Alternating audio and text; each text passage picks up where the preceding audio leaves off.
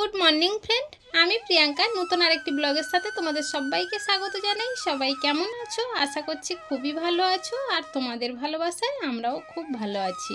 আজকের এখন বাজে সকাল 5:20 আর এখন থেকেই ব্লগটা শুরু করছি। তবে পুরো ব্লগটা প্লিজ স্কিপ না করে দেখো, আশা করছি তোমাদের খুবই ভালো লাগবে। প্রতিদিন বিকালে আমি উনুনটা লেপে রাখি, তাহলে পরের দিন সকালে উঠে আর তাড়াতাড়ি করতে হয় না। কিন্তু গতকালকের উনুনটা এতটা পরিমাণে গরম ছিল যে আমি উনুন লেপতে পারিনি। আর গরম উনুন লেপলে তো উনুন ফেটে যায় আর তাড়াতাড়ি নষ্টও হয়ে যায়। আর আমাদের এখানে তো খুব একটা মাটি পাওয়া যায় না, মাটি অনেক দূর থেকে এনে উনুন করতে হয়, সেই জন্য উনুনগুলো খুব যত্ন করে রাখতে হয় জানো।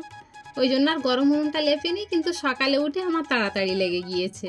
ওদিকে উনুন লেপে রেখে হাঁড়ি কড়ার পিছনে ছাই মাটি লাগিয়ে এখন চলে এসেছি থালা বাসন মাজতে। তোমরা তো জানো প্রতিদিন রাত্রে আমি এঁটো থালা বাসন মেজে রাখি, কিন্তু গতকালকে রাত্রে আর মাজা হয়নি, শরীরটা ভালো লাগছিল না, শুয়েছিলাম।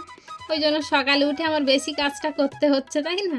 যদি রাত্রে মেজে রাখতাম বেশ ভালো হতো, সকালে উঠে আর এত তাড়াতাড়ি করতে হতো না, আর এত গরমের মধ্যে কাজ করতে হতো না। কিন্তু তখন তো আর এই কথাটা ভাবিনি বলো। তবে যাই হোক, ঝুড়িটা আগে মেজে নিচ্ছি। সবসময় তো আর ঝুড়িটা মাজা হয় না। তবে ঝুড়িটা যখন কিনেছিলাম ভেবেছিলাম যে জং ধরবে না, কিন্তু এখন দেখি যে জং ধরে যায়। কিন্তু মাজলে আবার অল্প অল্প ওঠে, সবটা উঠতে চায় না, তবুও যতটা ওঠে ততটাই ভালো। আর আমি একসাথে তো থালা বাসন মাজি না, ওই জন্য আজকের মনে হচ্ছে যেন অনেকটা থালা বাসন বের হয়েছে। আসলে কি বলতো, যখন চা খাওয়া হয় চার বাটিগুলো মেজে আনা হয়, আবার যখন কেউ ভাত খেলো সেই থালা বাসনটা সঙ্গে সঙ্গে মেজে আনা হচ্ছে।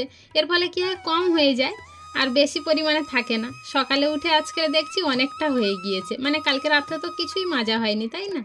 এবার মেজে ঘষে সব ধুয়ে রেখে কুয়ো থেকে একটু জল তুলে এখন ঠান্ডা জল একটু মুখে চোখে দিয়ে নিচ্ছি।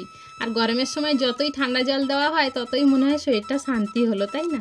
চলো আর বেশি বকবক করবো না, থালা বাসন তো সব মাজা হয়ে গিয়েছে, এখন ঝুড়ি ধরে ঘরে নিয়ে চলে এসেছি।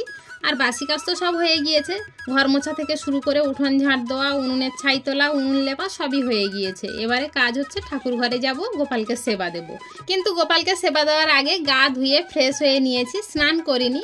কিন্তু এখন ঘরে এসেই মনে হচ্ছে একটু স্নান করে নিলেই ভালো হতো। কিন্তু ওই যে চুল ভিজে থাকলে, চুল না শুকালে মাথার যন্ত্রণা ধরবে, সেই ভয়তে তো সবসময় স্নান করতে পারি না, বেশিরভাগ টাইম গা ধুয়ে নিই। তোমাদের সাথে কথা বলতে বলতে ঠাকুর ঘরে এসে আমি ভগবানের ভোগটা তো লাগিয়ে দিয়েছি, আর সকালে তো কাটিং মিষ্টি দিয়েই ভোগ লাগানো হয়। চলো তাহলে, ঠাকুর ঘরের কাজ তো কমপ্লিট করে নিয়েছি, এবার বাকি আছে রান্না।